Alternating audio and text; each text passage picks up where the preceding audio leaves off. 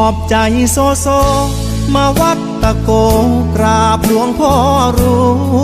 วยการเงินมันติด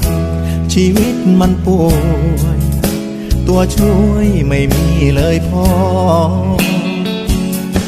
ลูกมันคนจนขาดคนจริงใจความหมายไม่พอนับวันยิ่งจนแทนอขอพรหลวงพ่อ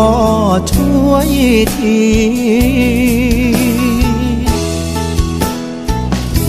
อำเภอภาชีอยุธยามุ่งมาด้วยใจ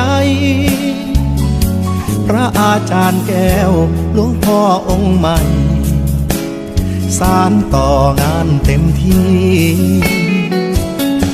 อยู่ก็ร่มเย็น